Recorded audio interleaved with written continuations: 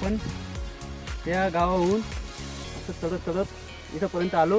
आता आपण उरण्या किल्ल्यावर तिथं जायचं आहे.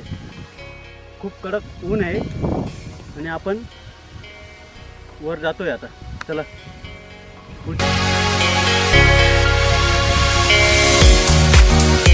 मित्रांनो, उरण्या किल्ल्यावर आपल्याला मिळाले हे डोंगराची काळी मैना. हे आम्ही लहानपणी यांना डोंगराची काळी मैना म्हणत होतो. खायला खूप गोड लागते, खूप सुंदर आहे, भरपूर झाडे आहेत. चला, धन्यवाद.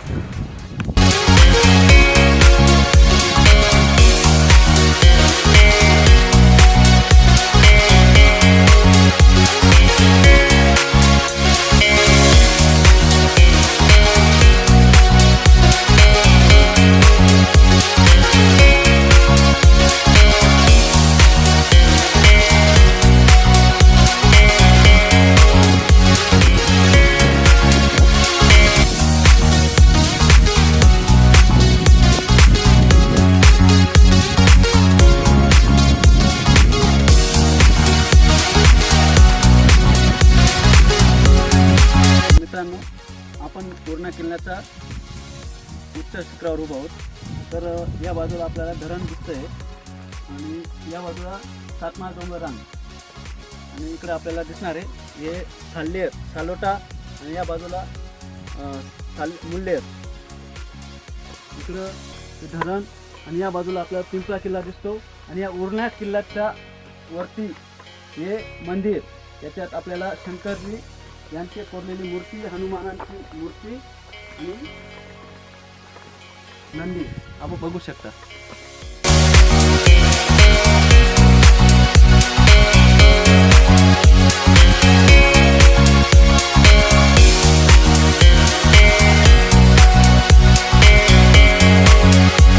तर मित्रांनो, आपल्याला या मंदिरात ही शंकर महाराजांची मूर्ती या पाषाणात कोरून बनवलेली आहे. तर या बाजूला हनुमानरायांची मूर्ती आणि या बाजूला आपल्याला नवनाथांची काही मूर्त्या दिसत आहेत. इथं छोटंसं नंदी आहे आणि या बाजूला आपल्याला शंकर महाराजांची पिंड आहे. आणि गावातील कोणतरी गावकरी इथं आपल्याला दररोज दिवा लावत असतो, म्हणजे दररोज या किल्ल्यावर येत असतो.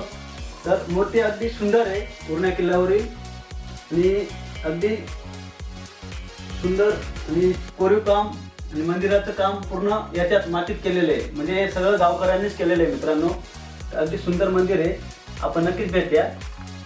आपण आता खाली एक सप्तशृंगी माताचं मंदिर आहे, त्याला पण आपण भेट देऊया. तर चला आपण जाऊया. तर मित्रांनो, हे दोघं बाबा या मंदिराचे पुजारी आहेत. बाबा, तुमचं नाव काय? भावांचं नाव ठेवलं पण तुमचं बाबा? जिभाऊ ठाकरे. जिभाऊ ठाकरे. तर बाबा, या मंदिराविषयी काही माहिती भेटेल? सांगा बरं. इकडे या.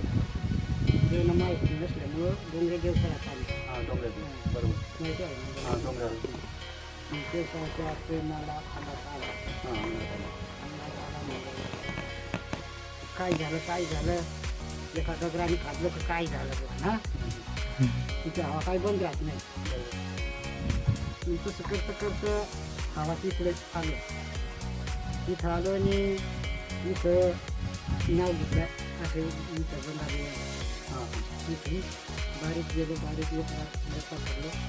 तिथून पुढे टोकाला गेलो, तिथे एवढी फुल होती, तिथून सोबत फिरलो.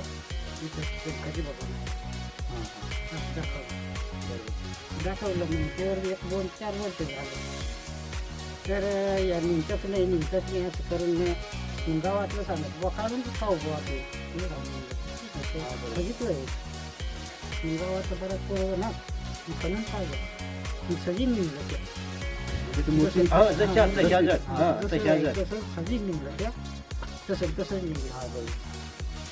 मग आता तीर्थ जेवायला मग तीर्थेश्वरला जेवायला त्र्यंबकेश्वर. हां, तिथून 7 तीर्थला बाया योजने बाय माणूस आई बाबा योजना ते तीर्थ राहिलं ते जर सत्य त्याचं बाया आई मंडळ चालू केलं. नाव काम चालू आहे. तर मित्रांनो, आता आपण त्या मंदिरानंतर खाली आल्यानंतर आपल्याला परत एक सप्तशृंगी देवीचं मंदिर इथं दिसलंय. आणि तेही कातळ कोऱ्यात कोरलेले आहे. तर बाबा या मंदिराविषयी काही माहिती, म्हणजे ही बी देवी मध्ये कोरलेली निघाली का? हा हे कोरलेले निघाले. हे काय बनलेलं आहे, हा हा पण हे खाली आहे ना, हा शिळ आहे, शिळ. शेर. ती कोरलेली निघाली. हा बरोबर. तर ते आपले तशी जे आहे हा, ना, हा. तशी दपवायची आहे. बरोबर. टप्पा आहे. बाबांचं असं म्हणणं आहे की त्यांनी स्वतः कोरलेली आहे आणि खाली तसंच मूर्ती खाली पण आहे. तर ती गाय पण ते काय आहे? हा, गाय पाय म्हणजे काय करेल आहे ती काल कोरी. हा बरोबर. तर अशा पद्धतीने बाबांनी आपल्याला माहिती दिली आहे.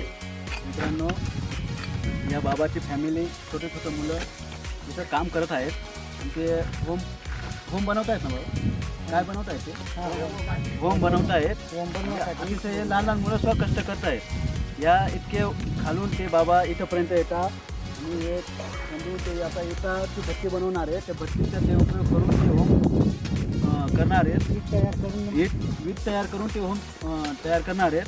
म्हणजे अतिशय सुंदर काम ते बाबा आणि त्यांची फॅमिली करते. त्याबद्दल त्यांना खूप आपण आभारी मानू आणि त्यांना नक्कीच आपण या किल्ल्यावर, या मंदिराला आपण नक्की भेट देत जा. धन्यवाद. तर मित्रांनो, बाबांनी आपले सगळ्यांच्या आवडते गणपती बाप्पा यांचीही मूर्ती इथं बनवली आहे, आपल्या समोर आहे. आणि त्यानंतर इथंही खाली एक छोटीशी पिन बनवली आहे. अगदी सुंदर आणि एकदम कोरीव कामात बनवली आहे.